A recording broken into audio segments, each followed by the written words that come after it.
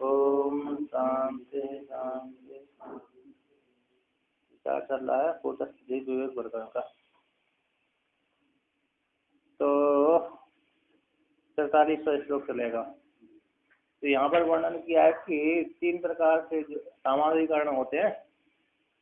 सामानाधिकरण होना सामानाधिकरण से बोध होता ज्ञान होता है। विशेषण भाव से ज्ञान हो जाता है।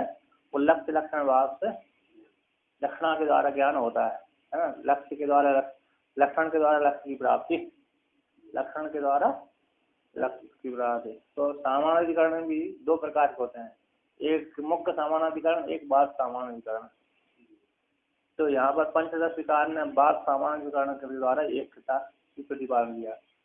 सर्वम खलविदम ब्रह्म, सर्वम खलविदम ब्रह्म है। ये है सर्वम खलविदम ब्रह्म, सर्वम खलविदम ब्रह्म है। तो सब तो ब्रह्म। तो यहाँ पर बाध सामानाधिकरण है। ईशावास्यमिदम सर्वम, यहाँ भी बाध सामानाधिकरण है। सब कुछ ईश्वर है, ईश्वर तो है सब कुछ, लेकिन उसका मिट्टी पत्थर आदि विकास का दे देकर बाध कर देते हैं। तो बस सबका बाध कर दिया तो कौन बचा? मात्र ईश्वर बचा। उसी वजह से सर्वम खलु इदम ब्रह्म में है, संपूर्ण जगत को बाध कर दिया, निषेध कर दिया, और ब्रह्म में का बाध वो ज्ञान हो जाता है। ये बाध सामानाधिकरण के द्वारा होता है। उसी प्रकार यहाँ पर बाध सामानाधिकरण के द्वारा चिदाभास रूप जीव का निषेध हो गया। स्थूल शरीर का तो निषेध हो गया, चिदाभास रूप जीव का भी निषेध हो गया। तो कूटस्थ रूप परमात्मा का क्या हो गया? बोध हो गया। अब यहाँ पर कहते हैं आगे, बाधः समानाधिकरणेन वाक्यार्थ प्रतिपत्ति प्रकारो वार्तिककार ही सदृष्टान्तो अभिहिता इति इयम् अर्थो तद वाक्य उदाहरण पूर्वकम दर्शयति। मतलब बाधा सामानाधिकरण के द्वारा, बाध सामानाधिकरण के द्वारा वाक्य के अर्थ के प्रतिपत्ति का जो प्रकार है, वाक्य के अर्थ का बोध का, वाक्य के 2 वाक्यों के अर्थ का है ना, वाक्यों के अर्थ का जो ज्ञान है, उस ज्ञान का जो प्रकार, इस प्रकार से ज्ञान होता है।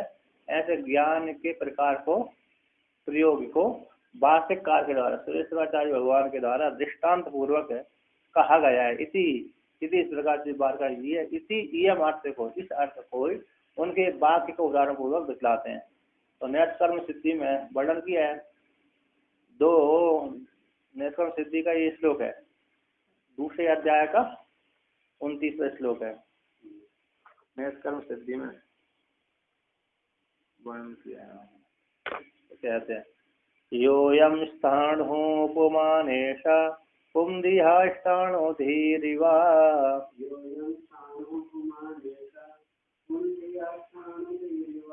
ब्रह्मास्मीति धिया तेषाप्यहं बुद्धिर्निवर्त्यते।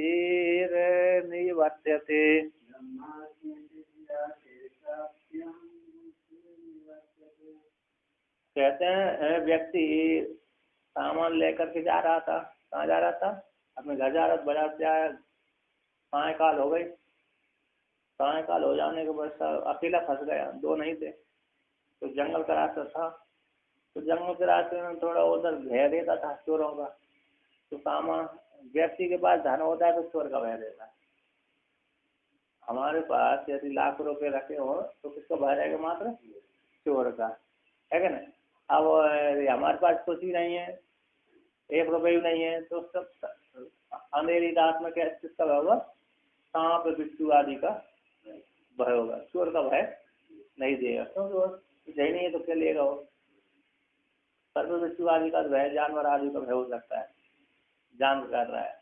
किंतु धन है तो चोर का भय होगा। तो वो धन था और जा रहा था घर, तो उसको देखा रास्ते स्थाणु पड़ा था। स्थाणु को देखा तो क्या हो गई? चोरत्व की बुद्धि हो गई। कहते योयम स्थाणु उपमान ऐसा, ये चोर है, स्थाणु है कि पुरुष है, ऐसी भ्रांति उसको। चोर है कि चोरत्व का अभाव है, पुरुष है कि पुरुषत्व का अभाव है, कि स्थाणु है अथवा स्थाणु का अभाव है। इस प्रकार से चुनो अथवा स्थाणु, चुनो भाई स्थाणु वह, इसमें 2 कोटि कर देते हैं। स्थाणुत्व अथवा स्थाणु का अभाव, कुमान अथवा कुमान का अभाव। यहाँ पर चोर है, स्थाणु है का पुरुष है, तो ऐसा विचार किया, थोड़ी देर के बाद खड़ा रहा, तो थोड़ी देर के बाद खड़ा होने के बाद विचार नीचेगा, कुछ हाल ही नहीं रहा, कुछ हाल ही नहीं रहा। तो क्या हो रहा है, स्थानों की बुद्धि हल रहा है, तो खून यदि हल रहा है तो उसमें जो अरे स्थान था उसकी बुद्धि निवृत्त, पुरुष ज्ञान पुरुष की बुद्धि से क्या हो जाए, उसकी स्थान बुद्धि निवृत्त हो जाती है। हल रहा है ना, चल रहा है व्यक्ति उस काल में दूर से देखने पर, तो देख लिया कि स्थान नहीं है तो कैसा है, पुरुष है, तो पुरुष की बुद्धि से क्या हो जाएगी, तो स्थान की बुद्धि निवृत्त हो गई। और यदि नहीं हल रहा है ना, बैठा हुआ ही है, एक पड़ा खड़ा हुआ है, तो जो पुमान बुद्धि हो रही थी वहां से स्थान बुद्धि से पुमान बुद्धि क्या हो जाएगी, निवृत्त हो जाएगी, कि पुरुष नहीं है ये तो स्थाणु है। कहते हैं यो यम स्थाणु है, जो स्थाणु है तो ये सब पुमान है, पुमान है, इस पुम धिया से स्थाणु धी जीवा है, इस स्थाणु पुम बुद्धि के द्वारा ये स्थाणु है तो पुरुष है, ऐसा संशय हुआ। तो इसमें कहते जब देखा हल चल रहा है तो कहते ये पुमान है, कौन है, ये पुरुष है, तो ये पुरुष है, पुरुष है, निश्चित हो गया उसको, निश्चित हो जाने के पश्चात पुरुष बुद्धि के द्वारा कहते हैं पुम दिया, पुम बुद्धि से स्थाणुधि कैसी हो जाती, निवृत्त हो जाती, फिर वहां पर पुरुष स्थान बुद्धि वहां पर नहीं रहती है, नहीं देखा अरे नहीं चलता तो पुरुष बुद्धि हो जो उससे स्थान बुद्धि के द्वारा पुरुष बुद्धि की क्या हो जाएगी, निवृत्ति हो जाएगी। तो यह यो यम स्थाणु व पुरुषो व, तो यह पुरुष है स्थाणु है, इस प्रकार से संशय हो जाने पर तो यह क्या है, जब हलने डलने लगा, थोड़ा चल गया वहां से 10-20 फीट, वहां से वो व्यक्ति क्या हो गया, चल दिया आगे, तो चलने के बजाय उसको पूरा अरे मन में बैठ गया ये पुरुष है, स्थाणु नहीं है। तो ऐसे स्थाणु निश्चय हो जाने के पश्चात स्थाणु कहते हैं, तो स्थाणु पुरुष का ज्ञान हो गया, निश्चय किसको हो गया, पुरुष गया, तो पुरुष का निश्चय हो जाने के कारण यह पुरुष है, स्थाणु नहीं है। इस प्रकार का पुरुष के ज्ञान का कहते पुम दिया, पुम के ज्ञान से स्थाणु धीरीवा ऐसे स्थाणु की बुद्धि कैसी हो जाती है, निवृत्त हो जाती है। जिस प्रकार से पुरुष ज्ञान से स्थाणु बुद्धि का ज्ञान निवृत्त हो जाता है, उसी प्रकार से ब्रह्म अस्मि इति सर्वम खलविदम ब्रह्म, इसमें सब कुछ क्या है, सब कुछ ब्रह्म है। तो यहाँ पर ब्रह्म ही का बोध हो जाता, ब्रह्म बुद्धि से ब्रह्म का बोध हो जाता है और संपूर्ण जगत को क्या हो जाता है, बाध हो जाता है। कहते हैं हम ब्रह्मास्मि, मैं ब्रह्म हूँ, कहते हैं मैं ब्रह्म हूँ, चित स्वरूप हूँ, आन स्वरूप है। हम ब्रह्मास्मि इति वाक्य में कहते हम ब्रह्मास्मि इति दिया, इस प्रकार ज्ञान से मैं ब्रह्म, इस प्रकार के ज्ञान से अशेष अपि हम बुद्धि निवर्ते, तो जो मुझ में पहले कर्तृत्व तो भोक्तृत्व आदि था वो कैसे निवृत्त हो जाता है। मैं ब्रह्म हूँ, तो ब्रह्म कैसा हूँ, मैं ब्रह्म हूँ तो क्या कूटस्थ हूँ, असंग हूँ, निर्विकल्प हूँ, व्यापक हूँ। ब्रह्म का स्वरूप यही है, कैसा है, कूटस्थ है, असंग है, व्यापक है, कर्तृत्व भोक्तृत्व उसमें नहीं है। मैं ब्रह्म इस प्रकार ज्ञान हो जाने से, इस प्रकार ज्ञान से जो अशेष बुद्धि पहले उसमें थी, हम बुद्धि थी, कर्तृत्व भोक्तृत्व आदि जो बुद्धि थी वो बुद्धि कैसी हो जाती है, निवृत्त हो जाती है।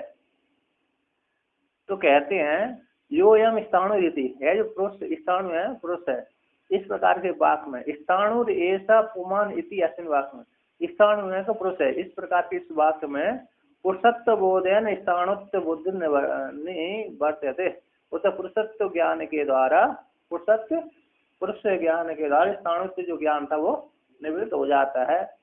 कहता जिस प्रकार से था उसी प्रकार से एवं इस प्रकार से हम ब्रह्मास्मि इति बोधन, इस प्रकार से मैं ब्रह्म हूँ, इस प्रकार के बोध से हम बुद्धि, जो हम बुद्धि हो गई थी पहले कूटस्थ और चिदाभास के संग हो जाने से, कर्ता हम अस्मि इति एवं आदि रूप कर्तृत्व भोक्ति, कर्तृत्व रूप वाला मैं करता हूँ, मैं भोगता हूँ, मैं सुख दुख को जानने वाला हूँ, इस प्रकार का जो पहले अहंकार था उसको मैं करता हूँ, मैं भोगता हूँ, इस प्रकार का जो चिदाभास को जो अहंकार था बोध होता था, वह बोध कैसे हो जाएगा, इत्यादि रूप सारा बोध निवृत्त हो जाता है हम ब्रह्मास्मि इस प्रकार के बोध से। सर्वापि निवर्तते, संपूर्ण कर्तृत्व भोक्तृता की जो ज्ञान था, बुद्धि थी, हम बुद्धि थी, वो निवृत्त हो जाती है। तो आगे कहते हैं नैष्कर्म सिद्धा नैष्कर्म है सिद्धा एवं आचार्य ही स्पष्टमीरितम्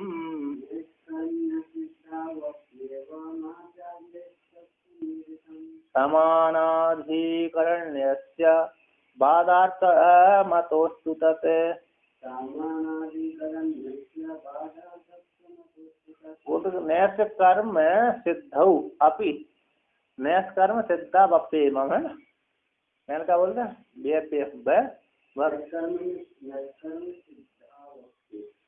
मैंने पहले क्या बोला था? नैस कर्म सिद्धा। अच्छा हाँ, नैस कर्म सिद्धौ अपि एवं आचार्य स्पष्टीकृतम्। नैस कर्म सिद्धि में एवं इस प्रकार से आचार्य के द्वारा स्पष्ट वर्णन किया गया। यानी किसके द्वारा? सुरेश्वराचार्य भगवान के द्वारा नैस कर्म सिद्धि में स्पष्ट इस का उदाहरण के द्वारा दिखला स्पष्ट रूप से वर्णन करिए। सामानाधिकरण बाद सामानाधिकरण का स्पष्ट रूप से वर्णन किया है। मैं ब्रह्म हूँ, तो इस ज्ञान के द्वारा संपूर्ण कर्तृत्व भोक्तृत्व जो बुद्धि थी चिदाभास आदि की निवृत्ति हो जाती है। पुरुष ज्ञान के द्वारा स्थानु ज्ञान की निवृत्ति हो जाती है। ये उसी का श्लोक है। तो कहते हैं सामानाधिकरण बाधातुम अतो अस्तु है तत्। इसी सामानाधिकरण में ही बाद सामानाधिकरण का वहां पर स्पष्ट रूप से वर्णन किया है। सामानाधिकरण में भी बाद सामानाधिकरण का स्पष्ट रूप से वहां पर वर्णन किया है। बाधातत्वम अतो अस्तु तत्। तत् है ब्रह्म ज्ञान का बोध कराने वाला, ब्रह्म ज्ञान का बोध कराने, स्वरूप का बोध कराने वाला होने से बोध वह तत्व तत्का अर्थ क्या किया? तत्सामान्यकरण का बाधार्थ में भी संभव है। और तत्व है ब्रह्म बाल समानाधिकरण और मुख्य समानाधिकरण से बाल समानाधिकरण का भी के द्वारा भी ब्रह्म अर्थ का बोध हो जाता है। तो कहते हैं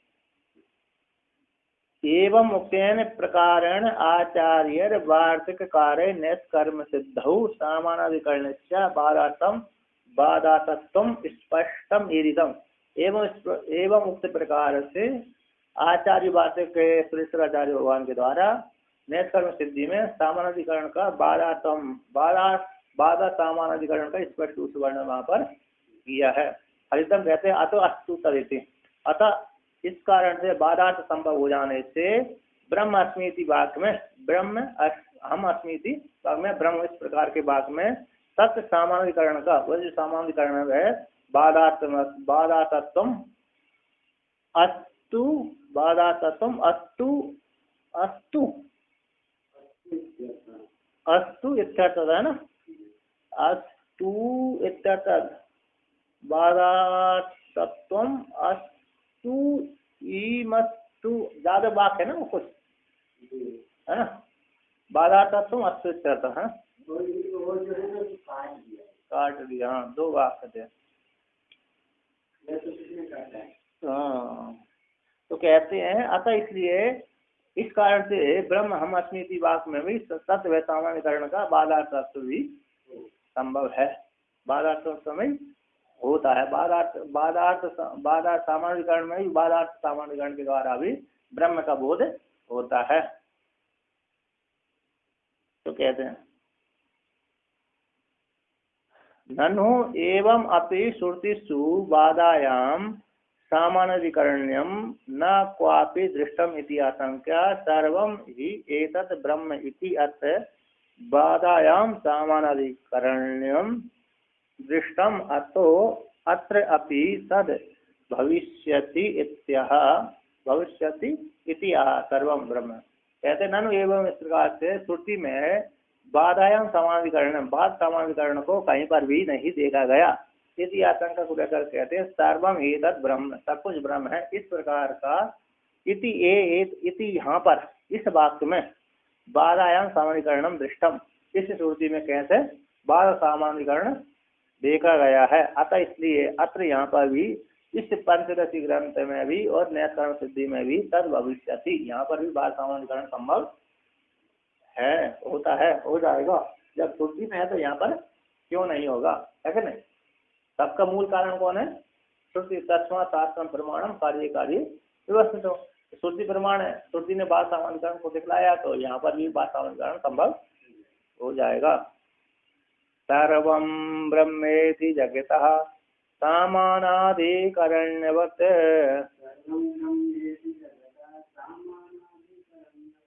हम ब्रह्मेति जीवेन सामानाधिकृतिर्भवेत्। कहते हैं सर्वम ब्रह्म, सर्वम ब्रह्म, सब कुछ ब्रह्म है। तो ब्रह्म के साथ सर्व का सामानाधिकरण है। ब्रह्म भी एक वचनांत और सर्व भी एक है वचनांत ही है। तो ब्रह्म का ब्रह्म रूप चेतन परमात्मा का जगत रूप सर्व के साथ सामानाधिकरण है। तो सब तो ब्रह्म संपूर्ण जगत का क्या हो जाएगा, निषेध कर दिया और ब्रह्म शेष बच जाएगा। तो ब्रह्म है, सब कुछ ब्रह्म, तो हम ब्रह्मास्मि से इसके द्वारा ब्रह्म का बोध हो जाता है और संपूर्ण जगत का बाध हो जाता है। तो जगत के साथ सामानाधिकरण यहाँ पर सर्वम ब्रह्म है में जगत के साथ सामानाधिकरण देखा गया है।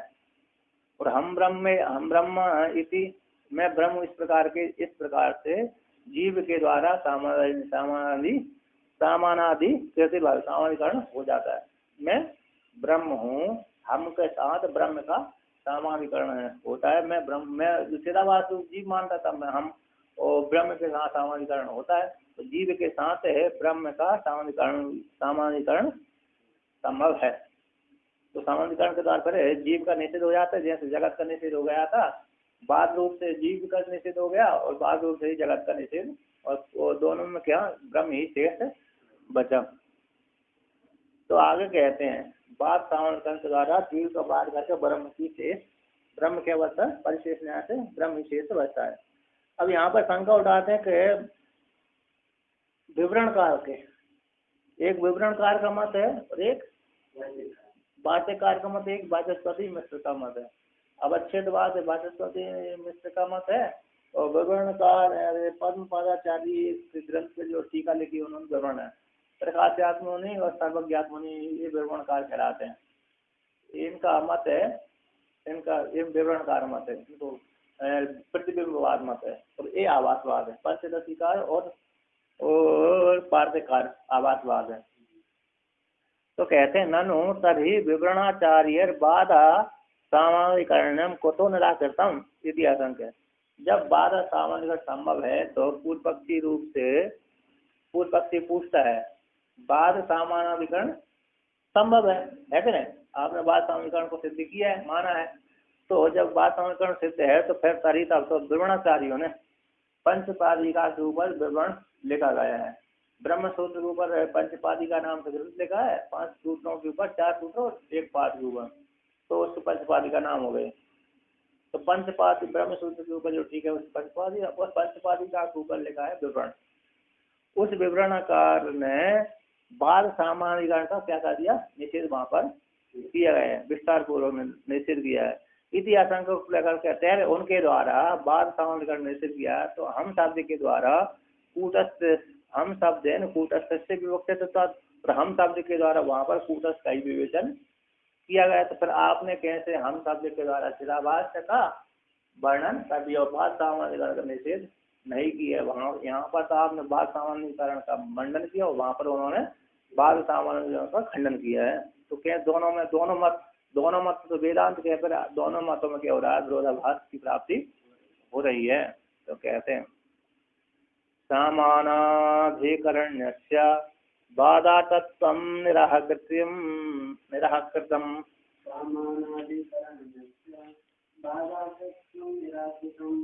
प्रयत्न तो हो विवरणे कूटस्थस्य विवक्षया। कहते हैं विवरणकार ने प्रयत्न पूर्वक कूटस्थ की विवक्षा से बाद सामानाधिकरण का निराकरण किया है। प्रयत्न पूर्वक बाद सामानाधिकरण का निराकरण विवरणकार ने कूटस्थ की विवक्षा को लेकर के वहां पर विवरणकार ने बाद सामानाधिकरण का खंडन किया है। कहते हैं कूटस्थम विवक्षा इसी उक्तार्थम विवरण, कूटस्थ की विवक्षा को लेकर के इसी उक्तार्थ को विवरण करके विवरण से विस्तार करके दिखलाते हैं। तो कहते हैं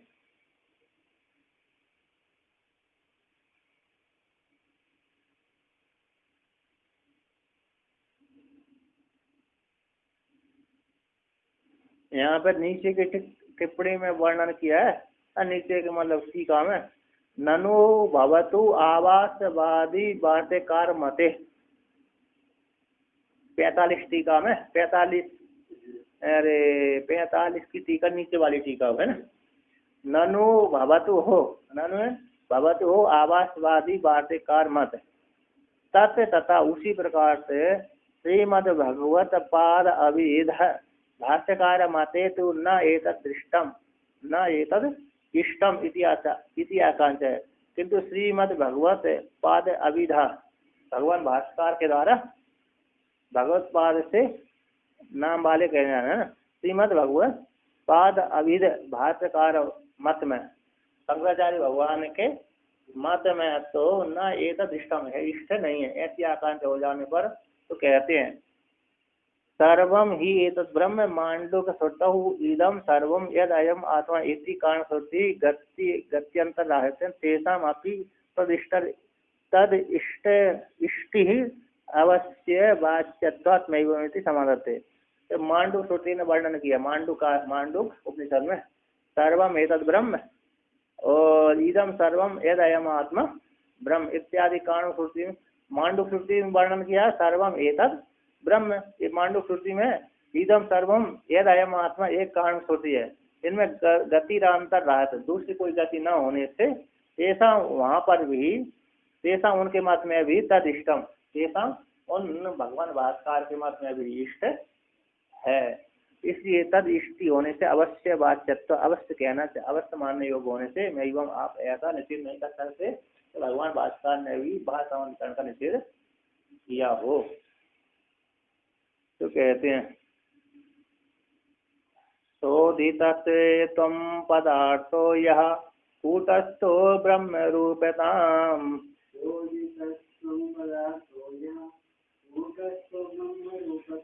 तस्य वक्तुं विवरणहे ततोक्तमिति रत्र च।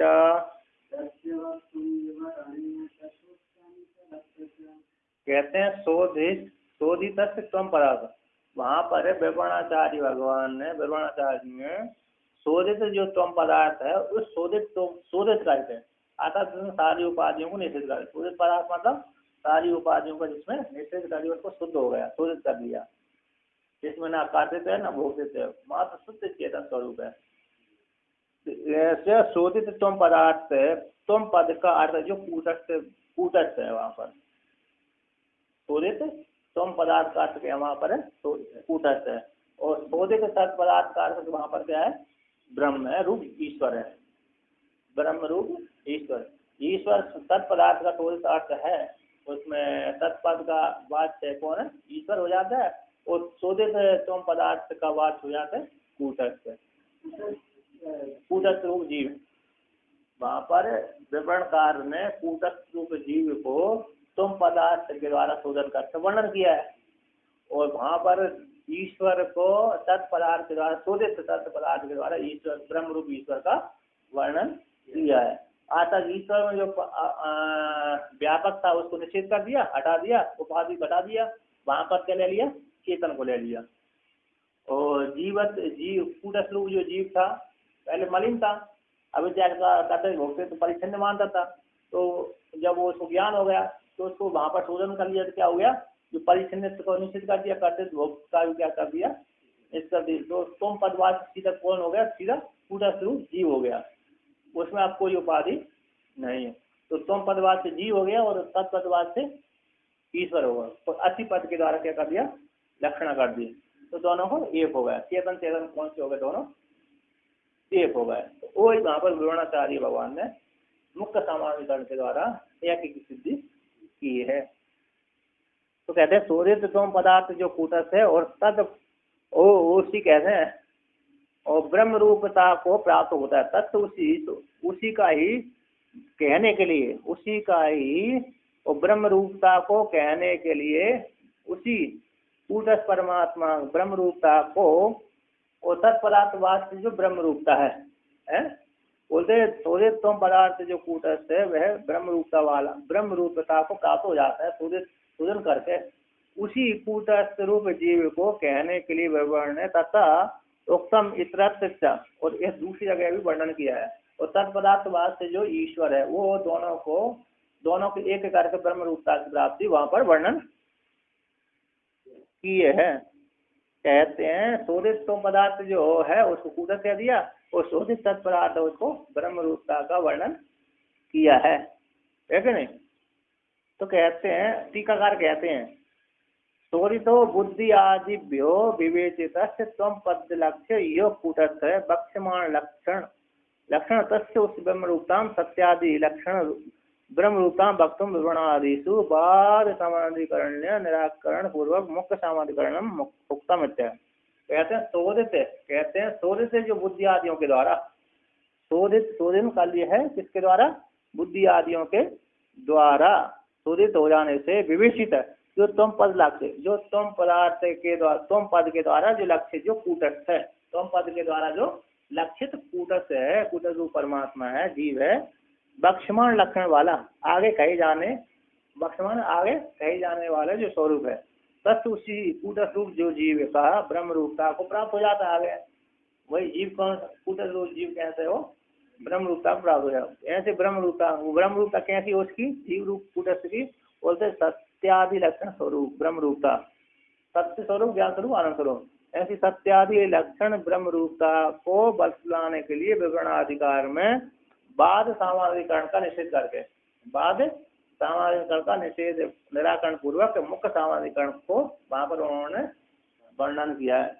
उसी जीव को ही कूटस्थ रूप जीव स्वयं पदार्थ के द्वारा बाद से जो कूटस्थ रूप जीव है उसे को ईश्वर रूप ब्रह्म के साथ एकीभूत करके, ईश्वर रूप जीव, ईश्वर रूप ब्रह्म के साथ एकीभूत करके उसी कूटस्थ रूप जीव का ब्रह्म ईश्वर रूप, ईश्वर के साथ ब्रह्म रूप जो ईश्वर है उसके साथ एक करके लक्षणा के द्वारा, और क्या हो गया, मुख्य सामान्यकरण के द्वारा बाद सामान्यकरण का निषेध करके और मुख्य सामान्यकरण का वहां पर प्रतिपादन किया है।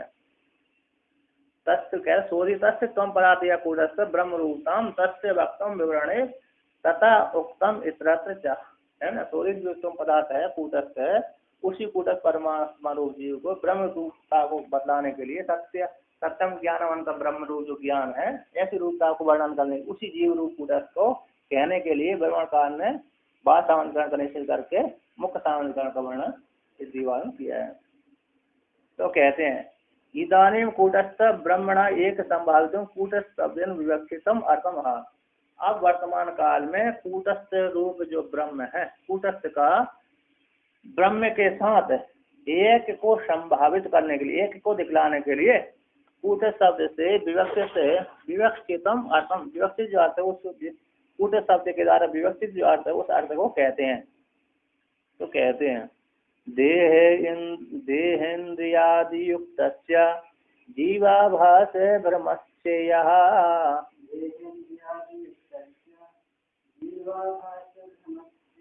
अधिष्ठान चितिः सैषः कूटस्थात्र विवक्षिता।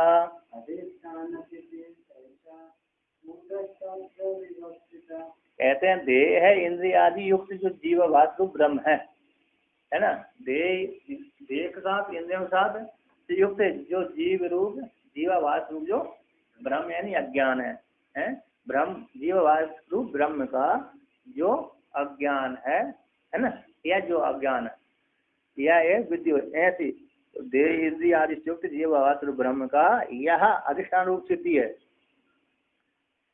इसके साथ संबंध बना, जब तक संबंध बनाया तब तक तो एक ही था, जब वेदांत श्रवण करने के पश्चात क्या हो गया, संबंध का विच्छेद हो गया। तो देह इंद्रिय से युक्त जीवाभास ब्रह्म का यह अधिष्ठान स्थिति जिसमें ये कल्पित है, किसमें यह अधिष्ठान चैतन्य है, उसमें जो देह है इंद्रिय है और जीवाभास आदि सारे ब्रह्म किसमें उसी चिति रूप अधिष्ठान में कल्पित है। सा चिति रूप यो या है ना, सा या सा या सा या तदो जो चिति है सब चिति ही ऐसा कूटस्थ है, ये जो चिति का है कूटस्थ है। अर्थ इस कहते वेदांत वाक्यों में यहाँ पर कूटस्थ रूप की चिति को कूटस्थ रूप से वर्णन किया है। वेदांत वाक्य में यही कूटस्थ अधिष्ठान रूप चैतन्य परमात्मा जो कूटस्थ है उसी का विवक्षिता वर्णन किया शास्त्रकार वेदांतों में वर्णन किया है। कूटस्थ रूप जो चित्त ही परमात्मा का ही वर्णन किया है। जिस अधिष्ठान रूप चित्त है तब चित्त यही कूटस्थ है, यही वेदांत वाक्यों में विवक्षित है और यहाँ भी विवक्षित है और वेदांत वाक्यों में भी क्या है विवक्षा की गई है। टीकाकार यहाँ पर कहते हैं आदि शब्द मन आदि ग्रंथि देह इंद्रिय आदि युक्त, तो आदि शब्द से मन आदि भी ग्रहण हो जाए। एवं च देह इंद्रियादि युक्त शरीर द्वयुक्त जीववास ब्रह्मस्य चिदाभास रूप ब्रह्मस्य या अधिष्ठान स्थितिर् यद अधिष्ठान चैतन्यमस्ति तद अत्र वेदांतेषु कूटस्थत्वेन विवक्षितम् अर्थः। कहते एवं इस प्रकार से देह इंद्रियादि युक्त शरीर द्वय, स्थूल शरीर और सूक्ष्म शरीर, इससे दो युक्त जीववास रूप ब्रह्म का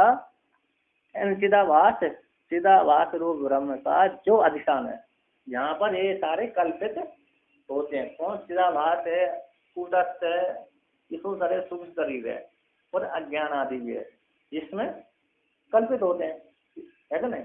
किसमें होते कल्पित?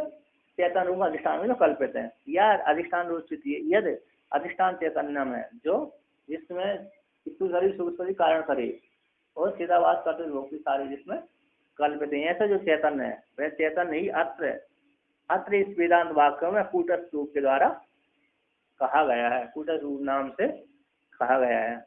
अब कहते हैं ब्रह्म शब्द के अर्थ को कहते हैं जगत ब्रह्मस्य सर्वस्य यदधिष्ठान मीरितम्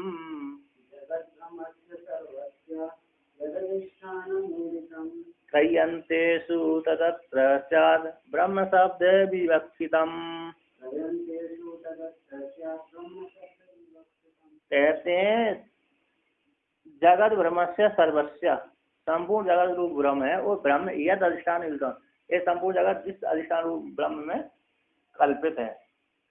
त्रय्यंतेषु, तीनों वेदों में है ना, त्रय्यंतेषु तीनों वेदों का जो अंतभाग वेदांत भाग में तद वह ब्रह्म ही अत्र यहाँ पर वर्णन ब्रह्म शब्द से कहा गया। तीनों वेदों का जो अंत भाग है, तीनों वेदों का अंत भाग है, तीनों में ऋग्वेद यजुर्वेद और सामवेद, अथर्ववेद उसी के अंतर्गत आ जाता है। शाखा एक विशेष है ना, कभी 3 वेद से कह देते, कभी 4 वेद से कह देते। त्रय्यंतेषु तो 3 वेद को ही 4 वेद में अंतर, अथर्ववेद अथर्वंगा ऋषि के द्वारा प्राप्त हुआ, अथर्ववेद कह दिया उसको, तो ऋग्वेद के अंतर्गत ही वो आता है। ऐसे तीनों वेदों का जो अंतिम भाग है उपनिषद कांड है, उस उपनिषद कांड में तद ब्रह्म जो ब्रह्म है अत्र इस उपनिषद कांड में ब्रह्म शब्द के द्वारा महावाक्यों को द्वारा ब्रह्म शब्द के नाम से कहा गया है। ये संपूर्ण जगत का अधिष्ठान है, संपूर्ण जगत रूप ब्रह्म, अज्ञान रूप जो ब्रह्म है उस ब्रह्म का जो अधिष्ठान रूप से वर्णन किया है वह अधिष्ठान से ब्रह्म वर्णन किया है वह ब्रह्म है और वेदांत वाक्यों में ब्रह्म नाम से उसको वर्णन किया गया है। कहते हैं कृष्ण जगत से कल्पना अधिष्ठानम ये चैतन्य, संपूर्ण जगत की कल्पना का अधिष्ठान जो चैतन्य है वह चैतन्य है। वेदांत वाक्यों में जिसका निरूपण किया गया है उसको कहते हैं तद है ब्रह्म है। महावाक्यों के द्वारा जिसका वर्णन किया गया है वह ब्रह्म है। अत्र महावाक्यों में ब्रह्म शब्द के द्वारा वो वेदांत वाक्यों में महावाक्यों में ब्रह्म शब्द के द्वारा उसका विवक्षित यानी वर्णन किया गया है। ब्रह्म शब्द के द्वारा उसको बोध कराया गया है, जनाया गया है, उसका नाम दिया गया है कि नहीं? ब्रह्म शब्द के द्वारा उसका नाम, चैतन्य को ब्रह्म शब्द के नाम से नाम दिया गया है, नाम के द्वारा जनाया गया है। ये ब्रह्म ही है, संपूर्ण जगत का अधिष्ठान रूप कौन है? वो ब्रह्म है। कहते ननु जीव ब्रह्म अधिष्ठानम चैतन्यम कूटस्थ इति उक्तम अनुपन्नम जीवस्य आरोपितत्व असिद्धिरिति आशंका तस्य आरोपितत्व केमुक्त न्याय साधयति। पूर्व पक्षी के यहाँ कह रहे हैं ननु जीव ब्रह्म का अधिष्ठान चैतन्य है, जीव ब्रह्म का अधिष्ठान चैतन्य कूटस्थ चैतन्य है, तो कूटस्थ इति अनुपन्नम है ना, कूटस्थ इति उक्त जो कहा गया है वो अनुपन्न हो जाता है। ये संपूर्ण ब्रह्म का अधिष्ठान कौन है? ब्रह्म है। ब्रह्म है तो फिर जीव है, फिर जीव ब्रह्म का भी अधिष्ठान चैतन्य है, तो फिर कूटस्थ की कल्पना मानना युक्त नहीं है। कूटस्थ संपूर्ण जगत ब्रह्म का अधिष्ठान है कूटस्थ रूप जो जीव है, कूटस्थ रूप जो परमात्मा है वो भी ब्रह्म का अधिष्ठान है।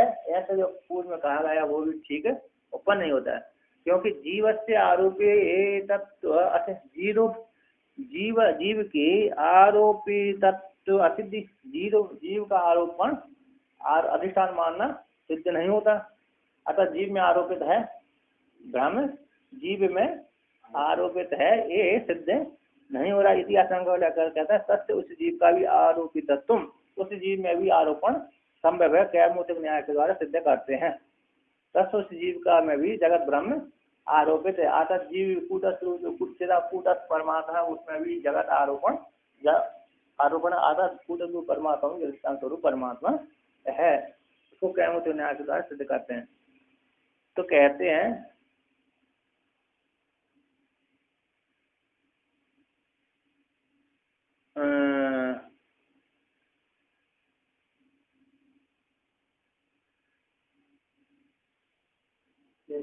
नहीं, यहाँ पर वर्णन किया कि जीव ब्रह्म का अधिष्ठान कूटस्थ, जीव ब्रह्म का अधिष्ठान चैतन्य है, और कूटस्थ इति युक्तम अनुपन्नम, कूटस्थ जो कहा गया है जीव का अधिष्ठान कूटस्थ है ना। ये तो यहाँ पर कहते हैं जीव ब्रह्म का अधिष्ठान चैतन्य को वर्णन किया। तो कूटस्थ इति जो कहा गया है, कूटस्थ में जीव चिदाभास जीव कैसे आरोपित है, कूटस्थ में चिदाभास जीव कैसे आरोपित है कि नहीं, कर्तव्य भोक्तृ किसमें, उसमें अधिष्ठान कूटस्थ में आरोपित है। तो इति जो उत्तर जो कहा गया वो अनुपन्न है, क्योंकि जीव से आरोपित असिद्धि, जीव आरोपित है ऐसा कोई सिद्धि, कूटस्थ में आरोपित है ऐसा कोई सिद्धि नहीं है। जीव है, चिदाभास जीव है, कूटस्थ में आरोपित है ऐसा कोई सिद्धि न होने के कारण इतिहासांगों को लेकर चिदाभास जीव का आरोपित तत्व है। चिदाभास रूप जीव भी कूटस्थ परमात्मा में आरोपित है, भ्रम रूप से आरोपित है। इसको कैमूतिक न्याय के द्वारा सिद्ध करते हैं। तो कहते हैं एतस्मिन्नैव चैतन्ये जगदारोप्यते यदा,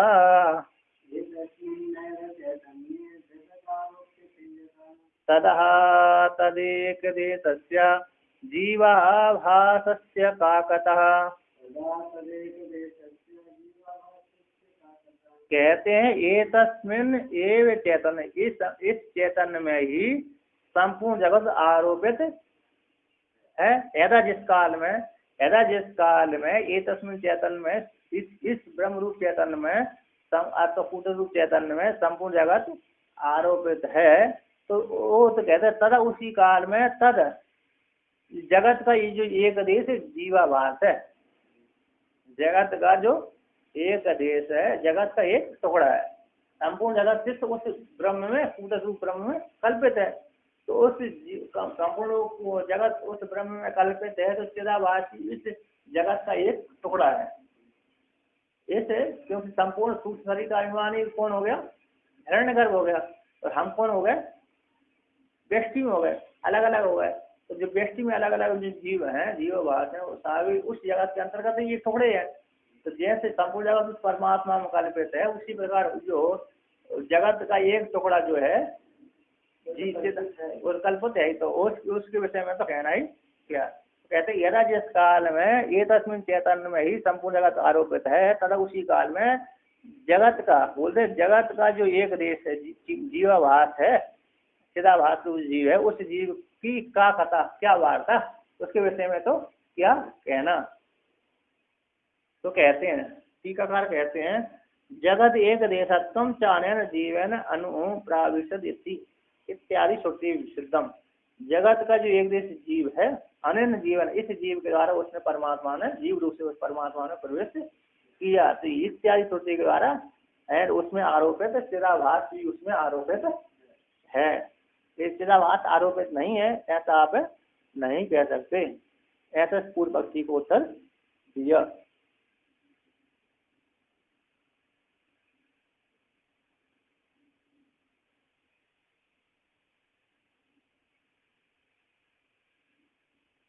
तो कहते हैं आगे ननु जगद अधिष्ठान चैतन्यस्य एकत्वात् तत् त्वं पदार्थयोर्भेद अभावे तत् त्वं पदार्थयोः पौनरुक्त्याम् इति आशंक्य तयोर औपाधिक भेदो वास्तवम ऐक्यम इत्या।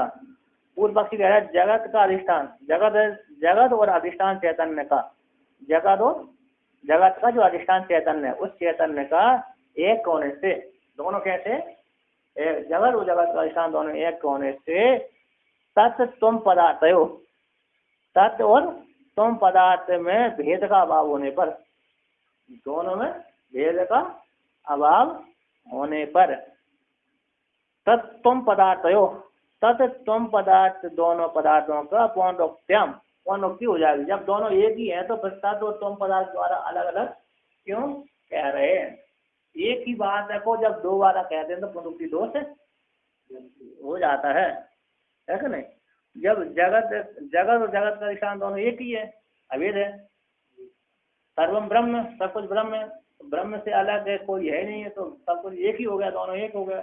तो फिर तत्व के द्वारा ब्रह्म कह दिया और तुम के द्वारा जगत कह दिया, तो फिर दोनों कैसे हो गए, ये भेद पुनरुक्ति दोष है, ठीक नहीं है। अर्थात पुनरुक्ति दोष कहना ठीक नहीं। कहते जगत और जगत का अधिष्ठान है। अब जीव कहती है जीव अलग है और ब्रह्म ईश्वर अलग है? जीव अलग हो गया और ब्रह्म अलग हो गया, तो दोनों है तो एक ही है, फिर बाद में उसको अलग अलग वर्णन कर रहे हैं। तो दोनों जब एक है तो बाद में अलग अलग करना पुनरुक्ति दोष से ग्रस्त आपका हो रहा है। तो पुनरुक्ति दोष जहाँ तक फिर उस बात को स्वीकार नहीं करना चाहिए।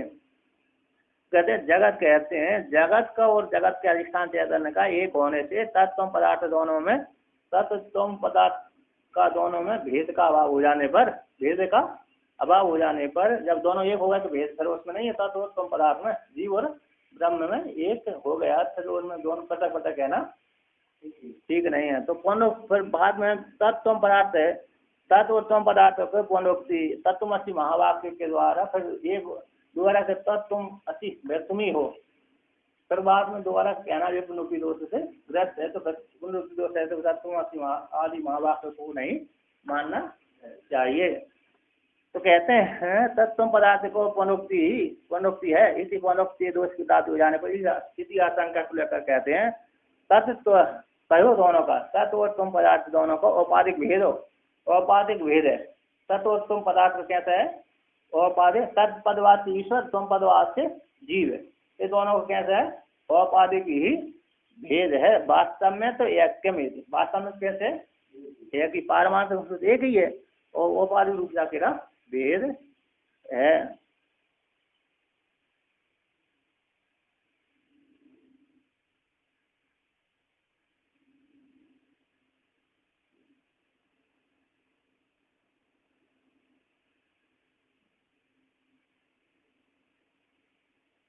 तस्मिन् तो कहते हैं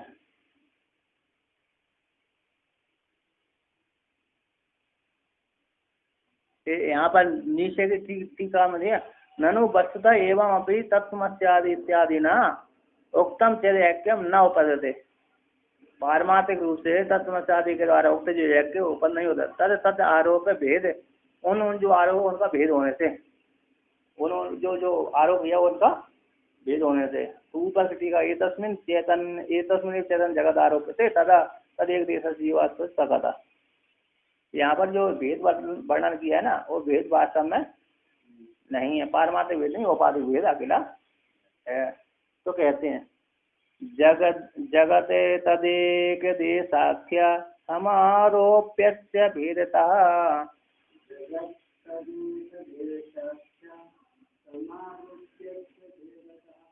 तत्त्वं पदार्थौ भिन्नौ स्तो वस्तुतस्य त्वेकतः चितिः।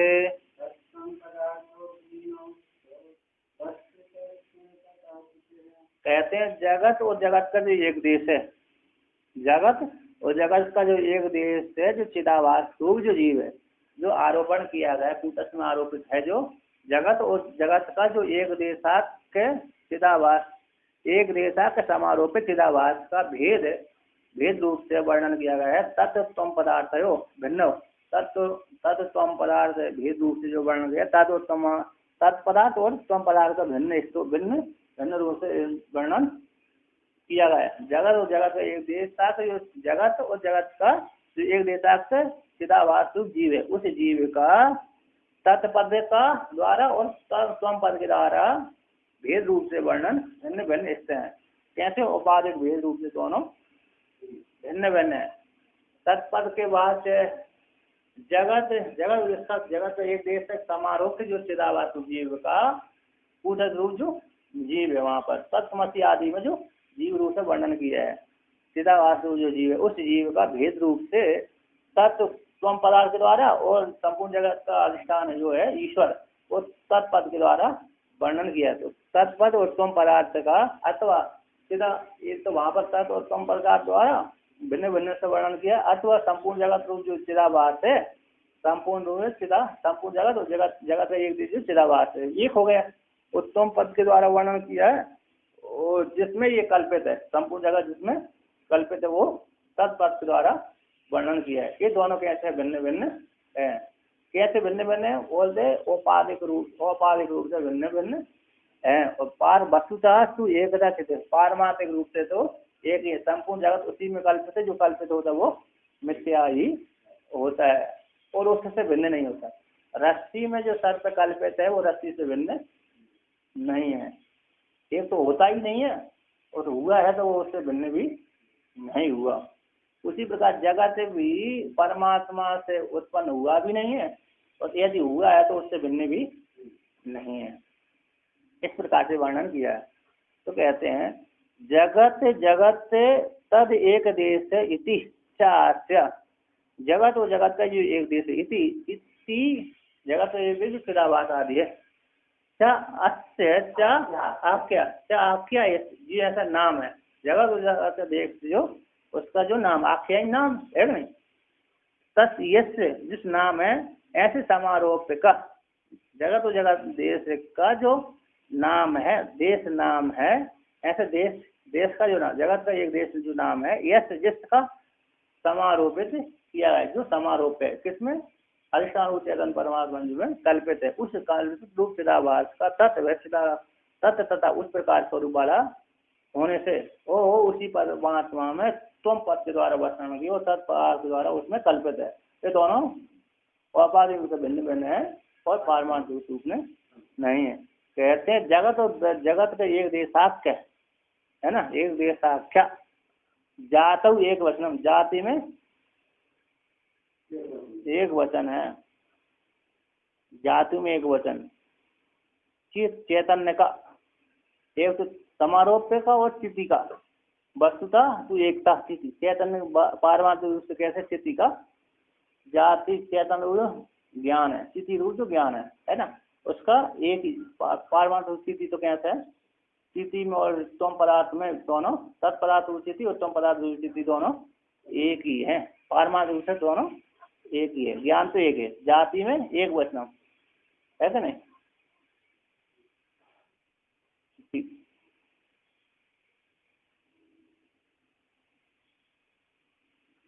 एक देशाख्य आख्या है नाम,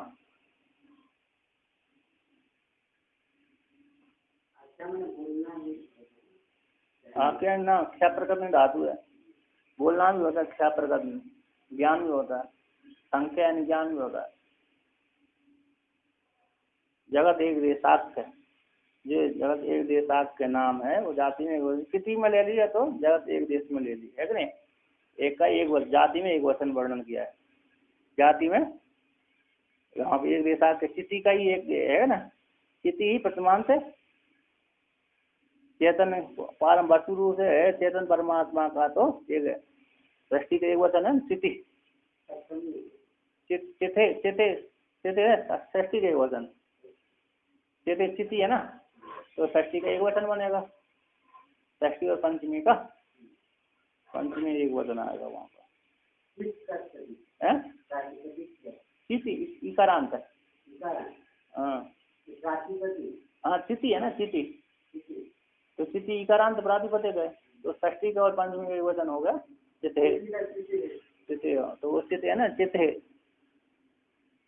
ऊपर जो 51वें श्लोक में चिते दिया करेंगे, तो चिते प्रथमा एक वचन है कि नहीं, तो कहते जाता हूँ एक वचन, जाति में एक वचन दे दिया है कि नहीं, इसका वर्णन किया। तो आगे कहते हैं ननु चिदाभासस्य सुप्त्याकार रजतादिवद अधिष्ठान आरोप्य उभय धर्मवत्व अनुपलम्भात कथम आरोपितम इति आशंका। पूर्वक यहाँ पर कहता है चिदाभास का सुप्त्याकार रजत आदि के समान, ऐसे सुप्त्याकार रजत आदि समान, सुप्ति में इदम सुप्तम, इदम सुप्ति है, इदम रजतम, यह रजत है। इदम का बोध तो अलग हो, इदम अनुष्ठान हो गया और रजत है, और रजत आदि वो प्रत्यक्ष दिखती है। दूसरे व्यक्ति ने देखा बाजार के हाटक में रखी हुई रजत के संस्कार से, हाटक यानी बाजार यानी मार्केट, हाटक में रखी हुई रजत के संस्कार से व्यक्ति संस्कारित हो जाने पर रस्ते में पड़ी हुई चाकची को देख करके कह रही रजत है, सुक्ति तो सुक्ति बोलेगा यथार्थ ज्ञान हो गया है ना, सुक्ति बोल दिया तो यथार्थ ज्ञान हो, फिर उसमें बात नहीं होगा, यह रजत है, तभी तो सुक्ति के ज्ञान से रजत का ज्ञान बाधित होगा। तो वहाँ पर जो जैसे सुक्ति का ज्ञान रजत के ज्ञान से सुक्ति में रजत का ज्ञान हो जाता भ्रम से, तो रजत का ज्ञान अलग हो जाता है और सुक्ति का अलग, तो दोनों पारमार्थिक रूप से दिखते हैं, दोनों दिखते हैं यथार्थ। इदम अधिष्ठान का भी बोध, इदम अधिष्ठान जो सुक्ति थी उसका भी बोध हो ही रहा है, और आकाश सीपा में जो आकार है वो रजत का ज्ञान, और दोनों पृथक वहाँ पर भ्रांति की प्राप्ति नहीं होती। जैसे वहाँ पर है अधिष्ठान में, सुक्ति रूप अधिष्ठान में सीपा रूप रजत की भ्रांति नहीं होती, वहाँ पर अधिष्ठान रूप सत्य भी प्रतीत होता है और रजत भी प्रतीत होता है, अधिष्ठान तो रहेगा ही। बोलते हैं मीमांसक बोलते हैं दोनों ज्ञान सत्य होते हैं, दोनों ज्ञान मीमांसकों का मत है। तो जो आप रजत देख रहे हो ख्याति बोलते हैं इनको, असत ख्याति, रक्त ख्याति, अन्यथा ख्याति है क्या नहीं, अख्याति, अख्यातिवाद कहते हैं। तो जो रजत जहाँ सीपी में जो रजत दिख रहा है, तो इदम अंश भी सत्य है और रजत अंश भी सत्य है, क्योंकि रजत अंश ज्ञान हो रहा है तभी तो दिख रहा है, रजत अंश ज्ञान ना हो तो फिर कैसे दिखेगा। तो इदम अंश अधिष्ठान तो है ही है, अधिष्ठान है तो अधिष्ठान का बोध हो रहा है, तो दोनों ही ज्ञान सत्य है, रजत अंश का भी ज्ञान सत्य है और इदम अंश का भी सत्य है। तो फिर जब वहाँ पर सुक्ति में सुक्त्याकार रजत आदि के समान, जैसे सुक्ति आदि में रजत आदि का ज्ञान समान है, वहाँ पर भ्रम की प्राप्ति नहीं होती, दोनों ज्ञान सत्य होते हैं, रजत अंश भी उसी प्रकार चिदाभास का भी अधिष्ठान आरोप है, अधिष्ठान में आरोप की चिदाभास का भी उभय धर्मवत्व है, अनुपलम्बात है, उभय धर्म की अनुपलब्धि नहीं होने से कथम आरोपित तुम, जैसे वहाँ पर दो धर्म पृथक पृथक आपको दिखते हैं, कहाँ पर सुक्ति में रजत दो धर्म एक आरोपित वस्तु दिख जाती है, ज्ञान होने के पश्चात पहले तो एक ही, जब तक ज्ञान नहीं हुआ तब तक तो क्या एक ही थी, इदम अंश तो और जो दिख रहा था वो दोनों एक ही थी। फिर बाद में थोड़ी देर के पश्चात, थोड़े विचार करने के पश्चात फिर एकाग्रता हो जाने के पश्चात क्या हो गए, दोनों वस्तु अलग अलग, अरे एक है कि ये रजत नहीं है, ये सीपी है, और इस सीपी की यदा तो उससे रजत ज्ञान का बाद हो जाता है कि नहीं। तो वहाँ पर रजत का जो भ्रम ज्ञान हुआ था वो सीपी के ज्ञान से बाद हो जाता है, तो रजत के ज्ञान से सीपी के ज्ञान से रजत का ज्ञान बाद हो जाता है, तो वहाँ पर रजत का ज्ञान बाधित हो जाता है ना, भ्रम हो जाता है, भ्रम रूप से दिखा है वो भ्रम की बाधित हो जाते हैं। जिस प्रकार से अधिष्ठान रूप सीपी के ज्ञान से रजत रूप भ्रांति ज्ञान का बाधित हो जाता है, उसी प्रकार यहाँ पर जो चिदाभास रूप जो जीव है, चिदाभास रूप जो जीव है, उस जीव का अधिष्ठान में आरोपित जो चिदाभास जीव का, वहाँ पर भ्रम की और उभय धर्म की उपलब्धि नहीं होती। फिर मैं अधिष्ठान में कल्पित हूँ, मैं कूटस्थ परमात्मा में कल्पित हूँ, ऐसी भ्रम की उत्पत्ति न होने से उभय धर्मवत्व अधिष्ठान का और चिदाभास का दोनों धर्मों की उपलब्धि न होने से कथम कैसे आप चिदाभास को आरोपित मानते हो, ऐसा पूर्व पक्षी सिद्धांत से पूछता है। इसी आशंका को लेकर के कहते हैं कैसे जैसे सीपी में रजत को आप प्रत्यक्ष रूप से भ्रम की प्राप्ति हो जाती है तो वहां आप मान लेते हो कि सीपी में रजत कल्पित था, किंतु यहाँ पर अधिष्ठान में चिदाभास कल्पित है, ऐसी भ्रम की उत्पत्ति न होने से चिदाभास अधिष्ठान में कल्पित है, ऐसा आप कैसे कह रहे हैं। तो कहते हैं कर्तृत्वादीन बुद्धि धर्मान स्फुत्याख्याम चात्म्य रूपताम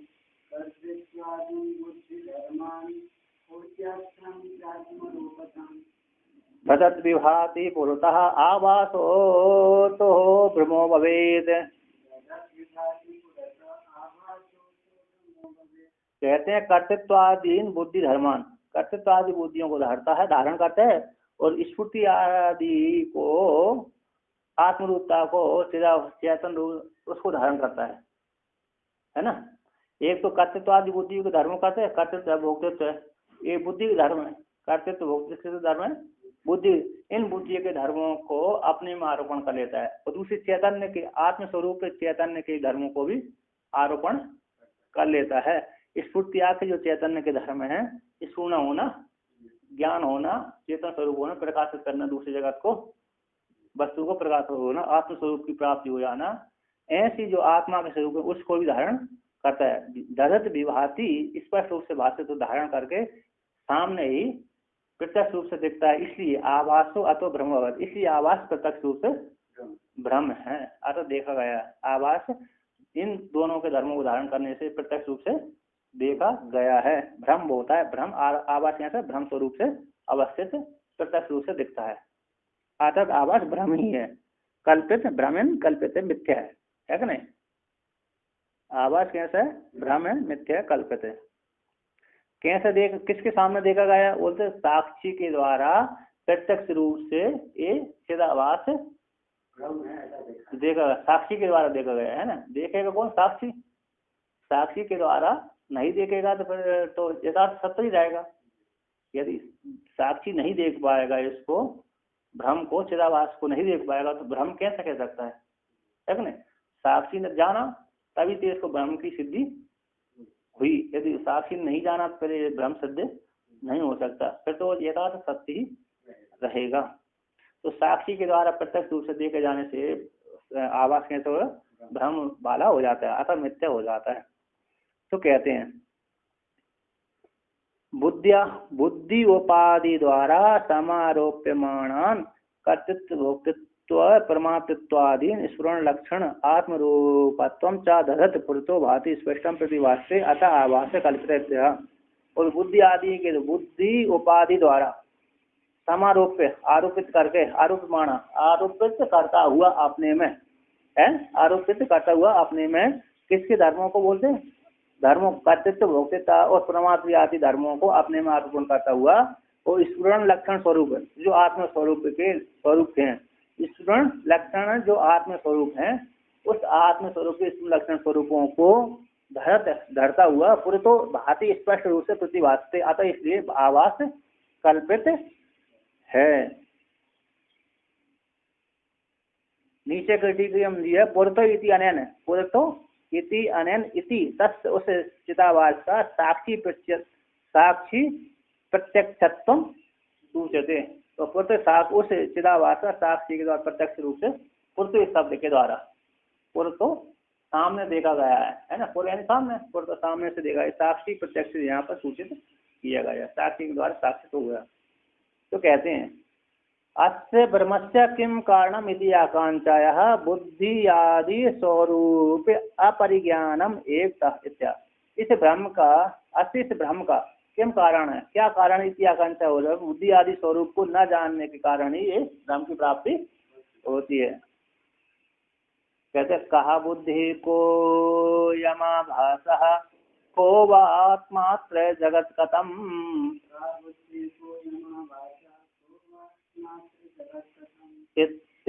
निर्णय तो मोहा सोयम संसारीष्यते।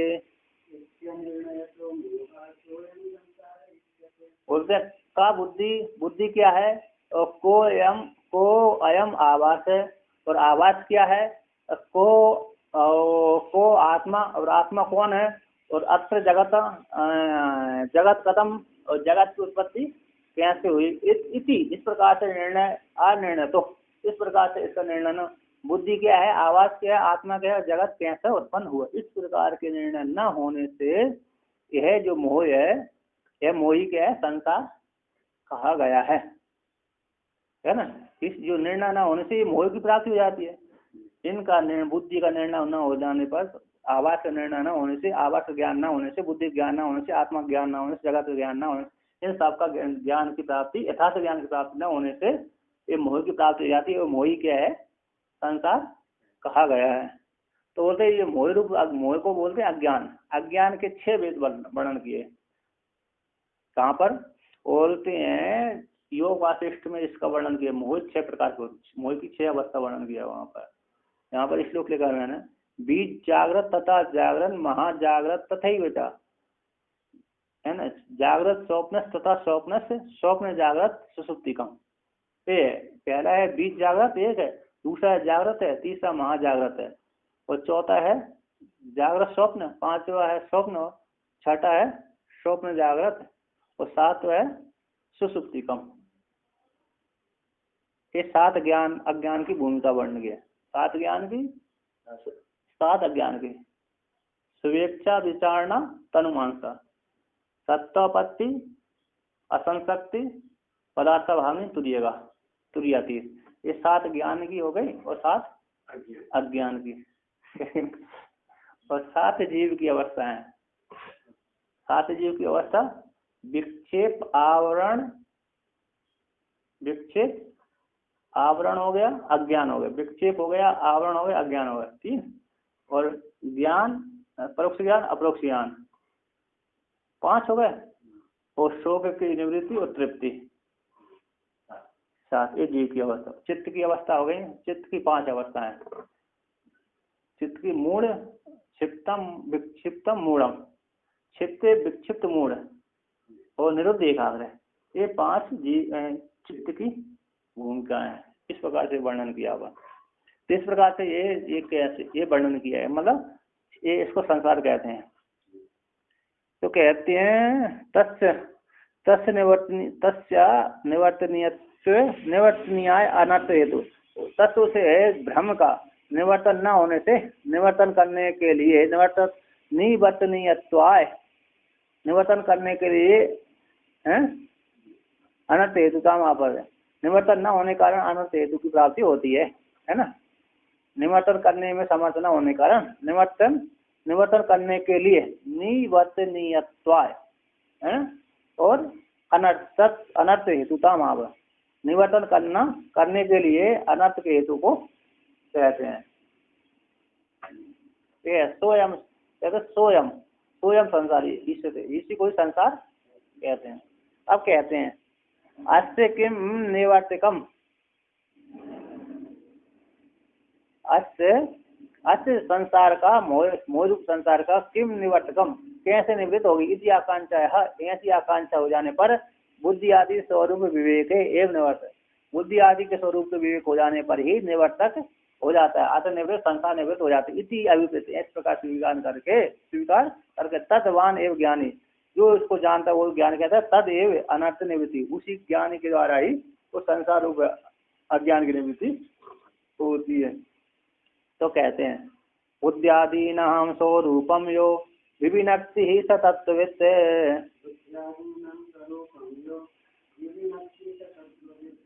सा एव मुक्त इत्येवं वेदांतेषु विनिश्चया। कहते हैं बुद्धि आदियों के स्वरूप को जो विवेचन करके कहता है उसको तत्ववेत्ता कहते हैं। सा जो बुद्धि आदि के स्वरूप को जानता है वह ही मुक्त होता है, इसी एवं प्रकार से वेदांत में निश्चय किया गया है कि नहीं, उसी को ही निश्चय करके वर्णन किया, उसी को तत्ववेत्ता कहते हैं, उसी को ज्ञानी कहते हैं। जो बुद्धि आदि, बुद्धि है, आभास है, आत्मा है, और जगत के स्वरूप को अच्छी प्रकार से जानता है ना। बुद्धि के स्वरूप को, आवास के स्वरूप को, आत्मा के स्वरूप को, जगत के स्वरूप को अच्छी प्रकार से जानता है, उसी को ही ज्ञानी कहते हैं, वही मुक्त है। ऐसा वेदांत में वर्णन किया गया है। तो कहते हैं जो वेदांत जो तर्क में कुशल होते हैं उनके लिए कहाँ पर वर्णन किया है। जो वेदांत विभाग को ठीक ठीक नहीं समझ पाते, तर्कपटु होते हैं, श्रद्धा नहीं होने के कारण ना होती, तो उनको कहीं भी उनको भी कहाँ पर है वर्णन किया है, सिखाया है, उपदेश किया है, उन्हें खंडन खंडक खादी में वर्णन किया उनको। तो तर्क से बात मानने वाले हैं, जो श्रद्धा से बात नहीं मानते उनके लिए श्रद्धा से बात मानने के लिए वेदांत सीधा सीधा वेदांत में वर्णन किया। जो तर्क जो सीधे सीधे बात नहीं मानते, तर्क के द्वारा मानते हैं, उनको खंडन खंडक आदि में सिखाया है, उपदेश कराया है। तो कहते हैं यहाँ पर एवं बंध मोक्षयोर अविवेक मूलत्व सति अद्वैतवादे कस्य बंध कस्य व मोक्ष इत्येवं आदि रूपः तार्क क्रियमाण कुतर्क मूल परिहास विशेष खंडन खंडन उक्त युक्ति तेषां निरुक्तत्व आपादन परिहरणीय इत्यादि। बंध और मोक्ष के अज्ञान के मूल को मूलत्व की प्राप्ति हो जाने पर और अद्वैतवाद में बंध और मोक्ष के अविवेक के मूलत्व की प्राप्ति हो जाने पर और अद्वैतवाद में जो वेदांतवाद है उसमें कष्ट किसका वह बंध और मोक्ष दोनों के है ना, बंध और मोक्ष दोनों के अविवेक मूल होने पर अज्ञान मूलक है। बंध और मोक्ष कैसे अज्ञान मूलक हो जाने पर ऐसे प्राप्त हो जाने, और अद्वैतवाद में किसका बंध और किसका मोक्ष है। इति एवं आदि जब अविवेक बंध और मोक्ष तो अज्ञान मूलक है, और अद्वैतवाद में जब अद्वैत सब कुछ अद्वैत ही है, सब कुछ अद्वैत है, तो किसका बंध होगा किसका मोक्ष होगा इत्यादि। जो इत्यादि एवं आदि रूप जो तार्किक है उन तार्कों के द्वारा किया गया क्रियमाण जो कुतर्क मूल है, कुतर्क के मूल है, कुतर्क जो करते हैं ऐसे उनके ऊपर परिहास विशेष के द्वारा उनका खंडन करते हुए, उनका निषेध करते हुए, उनके ऊपर मजाक उड़ाते हुए खंडन उक्तियों के द्वारा खंडन खाद्य शिष्य की खंडन खाद्य और अद्वैत सिद्धि आदियों के ग्रंथों के द्वारा तेसा उनका तार्किकों का निरुक्त का आपादन होने से उनके द्वारा तर्क के द्वारा उनको सिखाया जा और ठीक ठीक प्रकार से उपदेश किए जाने से परिहरणीय उनके मत उस तर्क को छोड़ देने से उनका परिहार वहाँ पर तार्किक आदियों वेदांत से इधर के जितने भी वादी थे उन सारे तार्किक आदि जो वादी उनका वहाँ पर खंडन करके उनको उपदेश किया है, पढ़ाया गया, सिखाया गया।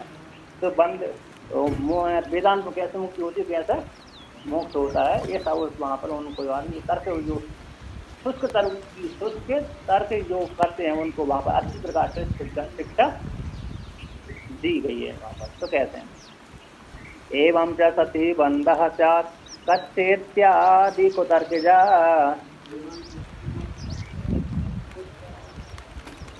विडम्बिनः दृढ़ं खंडनोक्ति प्रकारतः।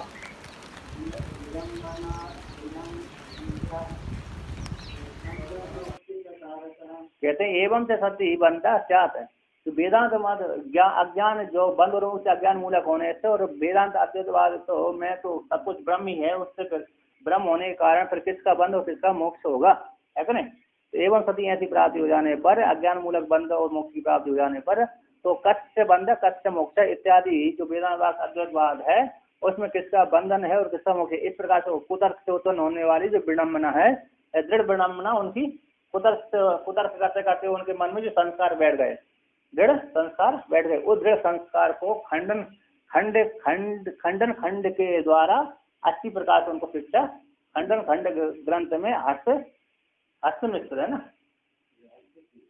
हस्तमिश्र और नहीं उनका नाम है, जिन्होंने खंडन खंड खाद्य लिखा है उन्होंने अच्छी प्रकार से उनको वहां पर शिक्षा दी है, खंडन खंड खाद्य के द्वारा। हस्तमिश्र नाम के है ना, हाँ श्री हर्षमिश्र नाम के जो आचार्य हुए उन्होंने अच्छी प्रकार से वहाँ पर क्या दिया और शिक्षा दी है। न शास्त्र न शास्त्रम न शिष्यो न शिक्षा न सा न च तुम न च हम न चायम प्रपंच, है कि नहीं। ये वहाँ पर ये दिया है भगवान भास्कर की 10 श्लोकी है। न शास्त्र न शास्त्रम न शिष्यो न शिक्षा न च तुम न च हम न चायम प्रपंच स्वरूपा विबोधो विकल्पा सहिष्णु तदेको वशिष्ठा शिव केवलो हम ये 10 श्लोकी का। न शिष्य न शासन करने वाला ईश्वर है, न शास्त्र है, न शिष्य, न शिक्षा गुरु है, न शिक्षा है। ना तुम है ना हम है, ना जीव है ना ब्रह्म है, ना ये प्रपंच है। स्वरूप का वो स्वरूप मात्र ज्ञान स्वरूप है। विकल्प विकल्पों का चयन न करता होता एक अपशिष्ट, विकल्पों का चयन न करता होता एक अपशिष्ट रूप से जो शिव ही, केवल शिव ही शिव है। और शिव ही कौन है? केवल हम शिव, और केवल शिव मैं ही तो हूँ। इस प्रकार से वहाँ पर 10 श्लोकी में वर्णन किया। विस्तार तो खंडन में, विस्तार तो खंडन है, विस्तार तो खंडन में ही देख लेना चाहिए। टीकाकार कह रहा है विस्तार तो कहाँ देख लेना चाहिए? खंडन खंड खाद्य में देख लेना चाहिए। ओम पूर्णमदः पूर्णमिदं पूर्णात् पूर्णमुदच्यते